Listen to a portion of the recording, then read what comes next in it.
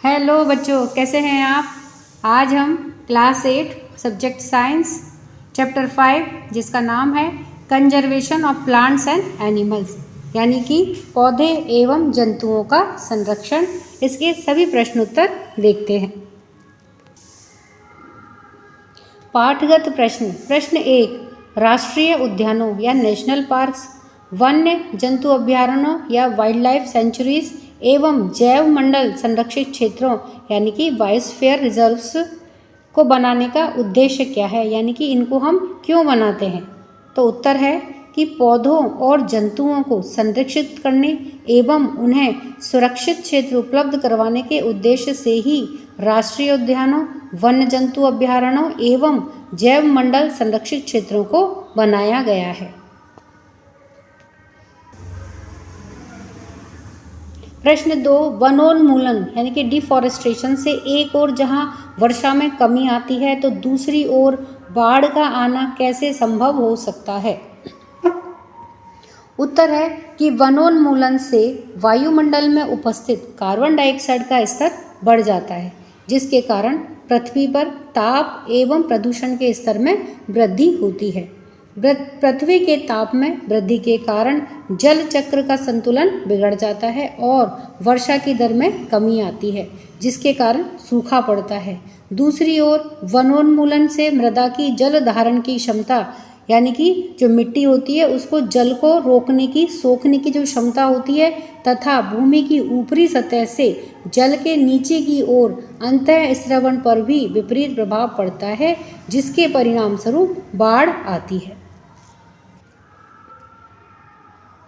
पाठगत प्रश्न। प्रश्न 1, कुछ विशेष क्षेत्रीय स्पीसीज एंडेमिक स्पीसीज विलुप्त हो सकती हैं, क्या यह सच है।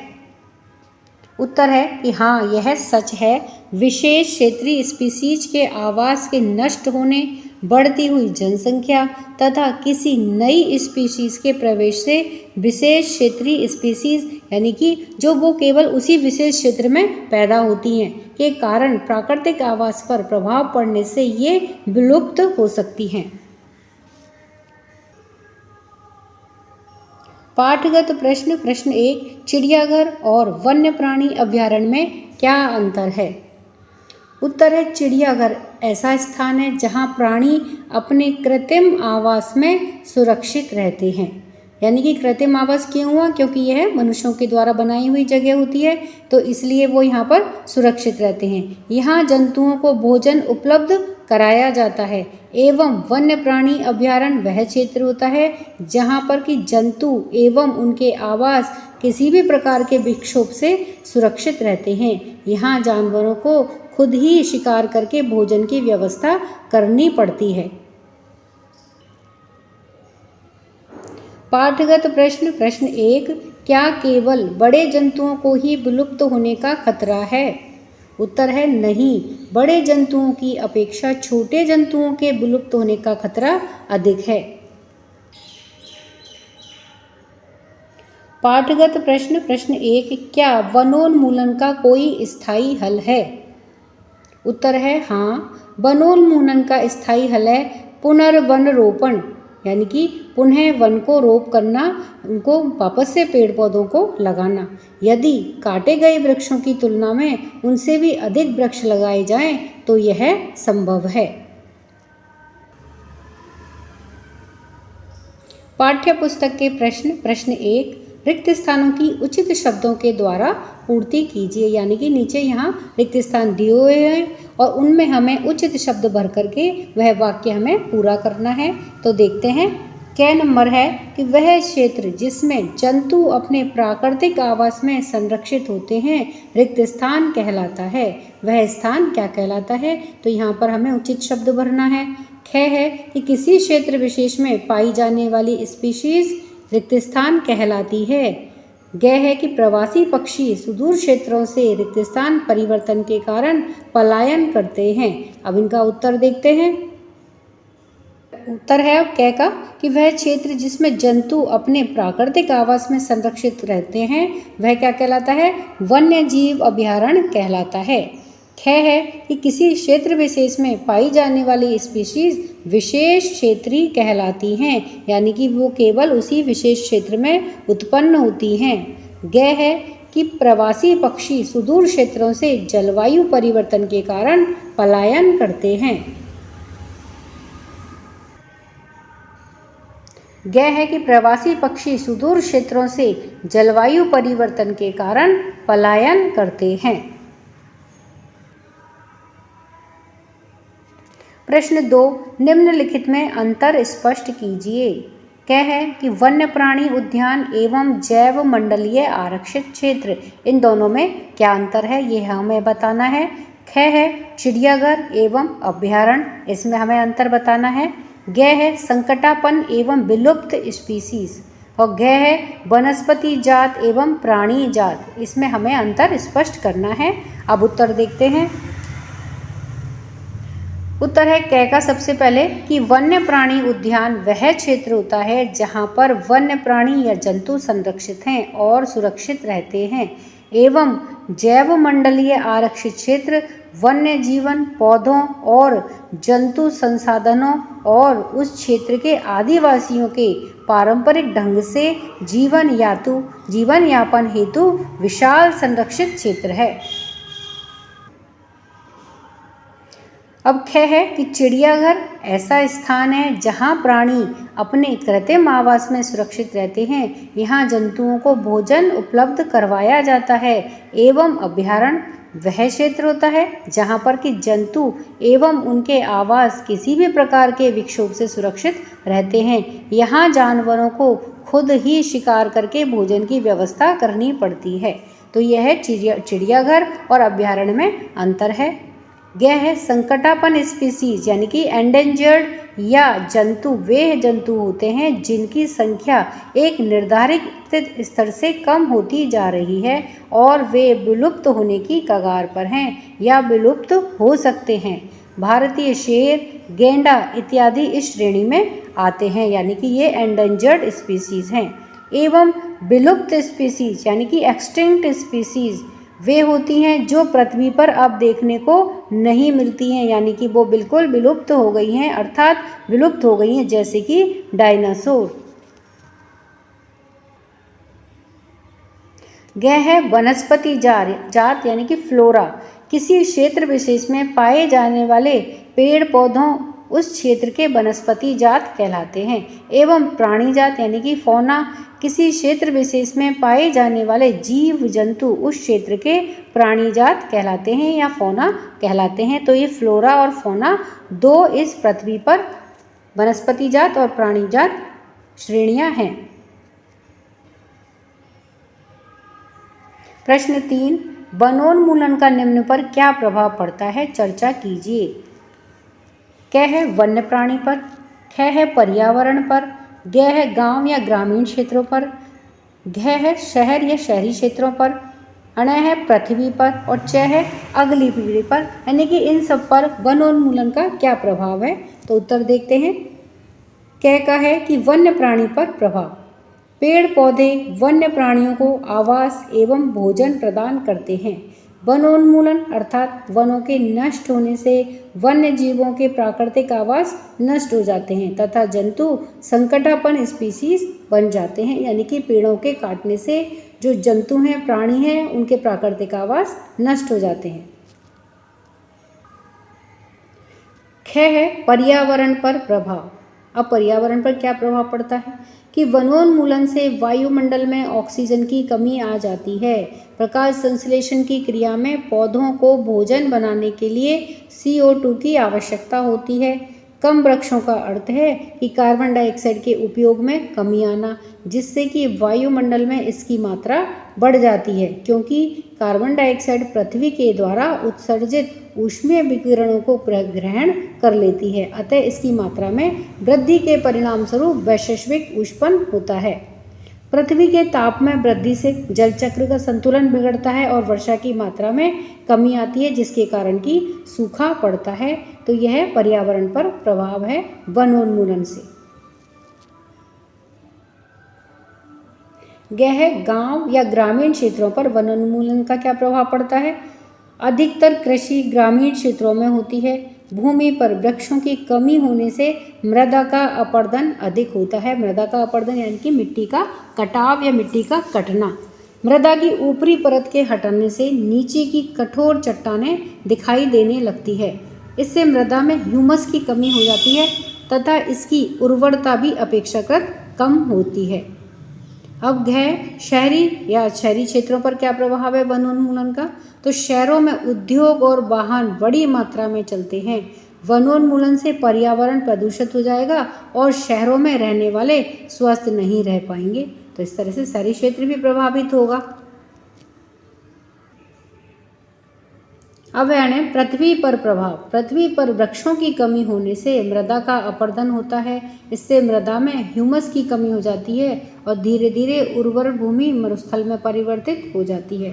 वनोन्मूलन से मृदा की जल धारण की क्षमता और भूमि की ऊपरी सतह से जल के नीचे की ओर अंतःस्रावण पर भी विपरीत प्रभाव पड़ता है, जिसके परिणाम स्वरूप बाढ़ आ जाती है। मृदा के अन्य गुण जैसे पोषक तत्व, गठन इत्यादि भी वनोन्मूलन के कारण प्रभावित होते हैं।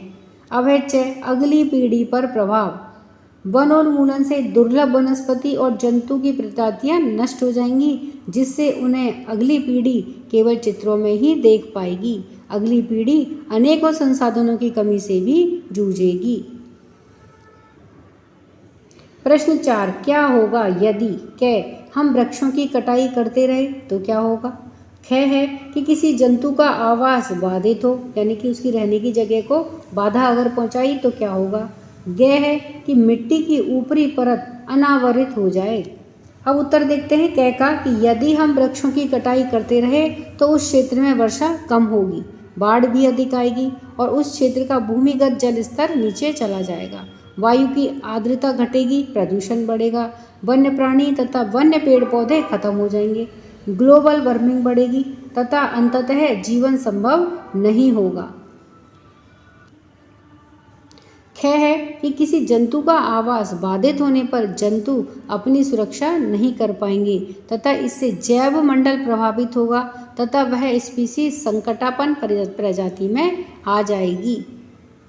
है कि मिट्टी की ऊपरी परत अनावृत होने पर नीचे की कठोर चट्टानें दिखाई देने लगेंगी। इससे मृदा में ह्यूमस की कमी हो जाएगी तथा इसकी उर्वरता अपेक्षाकृत कम होगी और धीरे धीरे उर्वर भूमि मरुस्थल में परिवर्तित हो जाएगी। प्रश्न 5, संक्षेप में उत्तर दीजिए। क्या है कि हमें जैव विविधता का संरक्षण क्यों करना चाहिए? है संरक्षित वन भी वन्य जंतुओं के लिए पूर्ण रूप से सुरक्षित नहीं है, क्यों? है कि कुछ आदिवासी वन या जंगलों पर निर्भर करते हैं, कैसे? है वनोन्मूलन के कारक और उनके प्रभाव क्या हैं? है कि रेड डाटा पुस्तक क्या है? और है कि प्रवास से आप क्या समझते हैं? तो इन सभी के हमें संक्षेप में उत्तर देने हैं। तो आइए सबसे पहले हम का उत्तर देखते हैं।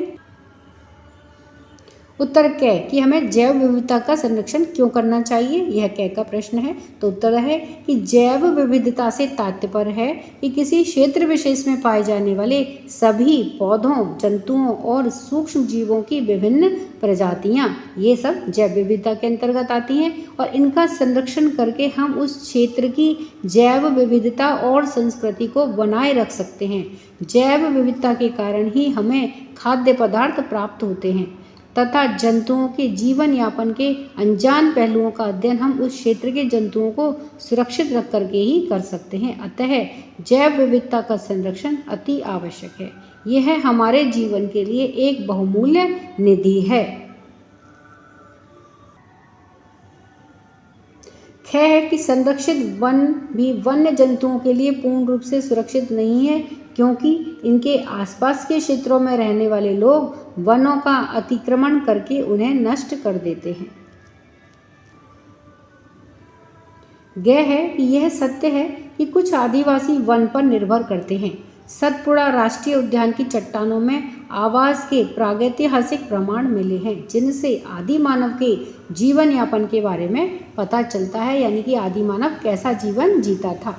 चट्टानों पर कुछ कलाकृतियों जैसे लड़ते हुए लोग, तथा जानवर का शिकार, नृत्य और वाद्य यंत्रों को बजाते हुए दर्शाया गया है। कुछ आदिवासी आज भी वनों में रहते हैं, वन उपजों का संग्रह करके शिकार करके अपना पेट भरते हैं तथा पेड़ों की छाल और जंतुओं की खाल से बने हुए वस्त्र पहनते हैं। यह है कि वनोन्मूलन के कारक अर्थात वनों के खत्म होने के कारण नंबर 1 कृषि के लिए भूमि प्राप्त करना। भाई क्यों वनों को क्यों खत्म किया जा रहा है, तो उनके क्या कारण हो सकते हैं? तो उसका पहला कारण क्या है कि कृषि के लिए भूमि प्राप्त करना। नंबर 2 है कि घरों एवं कारखानों का निर्माण। नंबर 3 है फर्नीचर बनाने अथवा लकड़ी का ईंधन के रूप में उपयोग करना, इसलिए भी वन नष्ट किए जा रहे हैं। नंबर 4 है पशुओं के अतिचारण के लिए।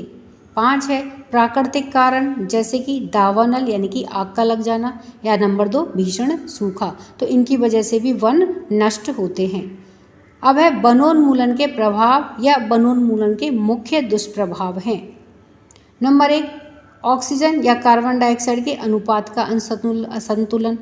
नंबर 2 अधिक बाढ़ें। नंबर 3 भूस्खलन यानी कि जमीन का खिसक जाना। नंबर 4 जलवायु परिवर्तन।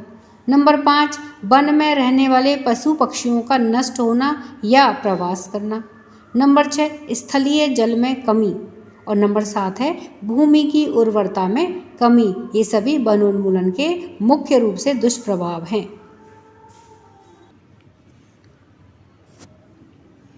अन्य है कि रेड डाटा पुस्तक या रेड डेटा बुक क्या है? वह पुस्तक जिसमें सभी संकटापन्न स्पीशीज का रिकॉर्ड रखा जाता है। पौधे, जंतुओं और अन्य स्पीशीज के लिए अलग अलग रेड डाटा पुस्तकें हैं। चाहे प्रवास या माइग्रेशन यानी कि पक्षियों का एक जगह से दूसरी जगह पर जाना। कुछ स्पीशीज के द्वारा अपने आवास से किसी निश्चित समय में बहुत दूर तक जाना माइग्रेशन या प्रवास कहलाता है। प्रवास अधिकतर पक्षियों में पाया जाता है।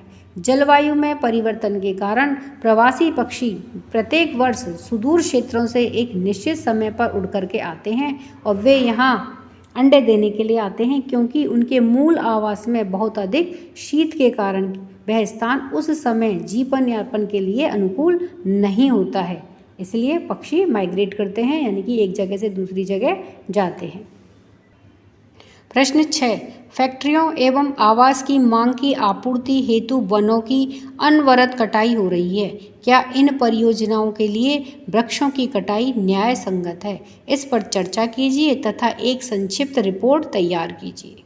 उत्तर है कि इन परियोजनाओं के लिए वृक्षों की कटाई न्याय संगत नहीं है। वृक्षों का संरक्षण आवश्यक है, क्योंकि पेड़ पर्याप्त मात्रा में वर्षा लाने और प्रकृति में जल चक्र को बनाए रखने के लिए आवश्यक है। परंतु आज जिस तेजी से जनसंख्या बढ़ रही है, उसकी मांग की पूर्ति हेतु फैक्ट्रियां और आवास भी आवश्यक हैं। आवास मनुष्य की आधारभूत आवश्यकता है तथा फैक्ट्रियों से लोगों को सस्ता सामान और रोजगार मिलता है। इनके लिए भूमि की आवश्यकता होती है और जिसके लिए वनों की कटाई करके भूमि प्राप्त की जाती है। उत्तर है कि इन परियोजनाओं के लिए वृक्षों की कटाई न्याय संगत नहीं है। वृक्षों का संरक्षण आवश्यक है, क्योंकि पेड़ पर्याप्त मात्रा में वर्षा लाने और प्रकृति में जल चक्र को बनाए रखने के लिए आवश्यक है। परंतु आज जिस तेजी से जनसंख्या बढ़ रही है, उसकी मांग पूर्ति हेतु फैक्ट्रियां और आवास भी आवश्यक है। आवास मनुष्य की आधारभूत आवश्यकता है तथा फैक्ट्रियों से लोगों को सस्ता सामान और रोजगार मिलता है। इनके लिए भूमि की आवश्यकता होती है और जिसके लिए वनों की कटाई करके भूमि प्राप्त की जाती है। इन परियोजनाओं के लिए अन्य विकल्प ढूंढे जाने चाहिए, ना कि वनों की कटाई की जानी चाहिए। यदि वृक्षों की कटाई आवश्यक हो तो वनों में हमें उतने ही वृक्ष उसी स्पीसीज के अवश्य लगाने चाहिए जितने पेड़ हम काटते हैं। पुनर्वनरोपण की क्रिया में आवश्यक रूप से हमें यह कार्य करना चाहिए। प्रश्न 7 अपने स्थानीय क्षेत्र में हरियाली बनाए रखने में आप किस प्रकार से योगदान दे सकते हैं? अपने द्वारा की जाने वाली क्रियाओं की सूची तैयार कीजिए। उत्तर है कि अपने क्षेत्र में हरियाली बनाए रखने में हम निम्न क्रियाओं की सहायता से योगदान दे सकते हैं। जैसे नंबर 1 कि जागरूकता अभियान चला करके, यानी कि लोगों को जागरूक करके। नंबर 2 है वन महोत्सव मना करके। नंबर 3 लोगों को नर्सरी में मुफ्त मिलने वाले पौधों के बारे में जानकारी दे करके।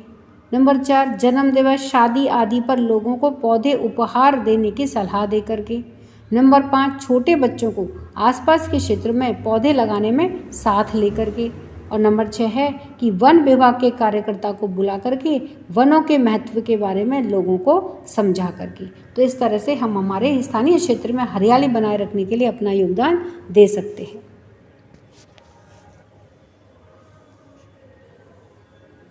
प्रश्न 8 वनोन्मूलन से वर्षा की दर किस प्रकार से कम हुई है, समझाइए। उत्तर है कि वनोन्मूलन से वर्षा की दर कम हो जाती है क्योंकि पेड़ पौधे पर्यावरण में जल चक्र बनाए रखने के लिए मुख्य कारक हैं। पौधे मृदा से जल का शोषण नहीं करेंगे तो बादल बनने के लिए अपनी पत्तियों का वाष्पन भी नहीं करेंगे। यदि बादल नहीं बनेंगे तो वर्षा भी नहीं होगी। साथ ही हम जानते हैं कि प्रकाश संश्लेषण की क्रिया में पौधों को भोजन बनाने के लिए कार्बन डाइऑक्साइड की आवश्यकता होती है। कम वृक्षों का अर्थ है कि कार्बन डाइऑक्साइड के उपयोग में कमी आना, जिससे कि वायुमंडल में इसकी मात्रा बढ़ जाएगी, क्योंकि कार्बन डाइऑक्साइड पृथ्वी के द्वारा उत्सर्जित ऊष्मीय विकिरणों का प्रग्रहण कर लेती है। अतः इसकी मात्रा में वृद्धि के परिणाम स्वरूप विश्व में ऊष्मन होता है। पृथ्वी के ताप में वृद्धि के कारण जल चक्र का संतुलन बिगड़ जाता है। इससे वर्षा की दर में कमी आती है। प्रश्न 9 अपने राज्य के राष्ट्रीय उद्यानों के विषय के में एक सूचना एकत्रित कीजिए। भारत के रेखा मानचित्र में उनकी स्थिति दर्शाइए, यानी कि वो भारत में के मैप में वो कहाँ पर स्थित हैं, यह हमें दिखाना है। तो उत्तर है कि राजस्थान के प्रमुख राष्ट्रीय उद्यान निम्न है।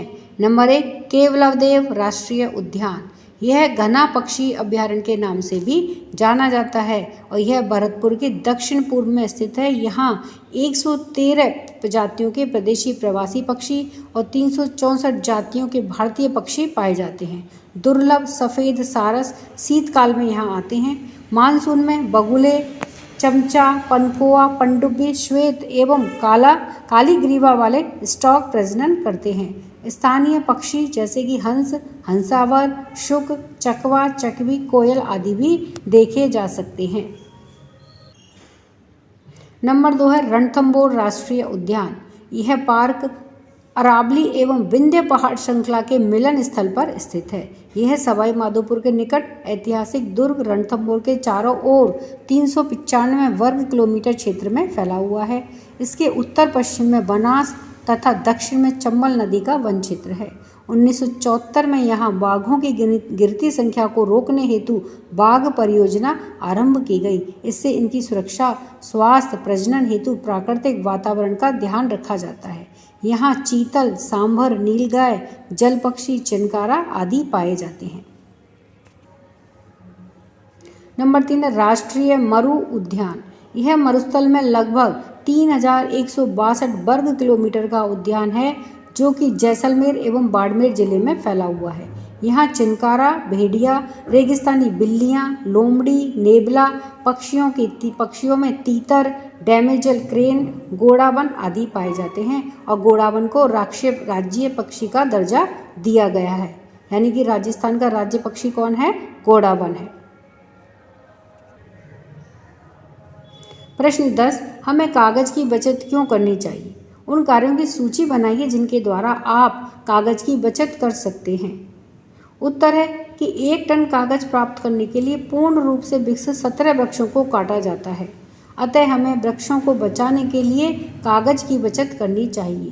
कागज की बचत करने के लिए हम निम्नलिखित कार्य कर सकते हैं।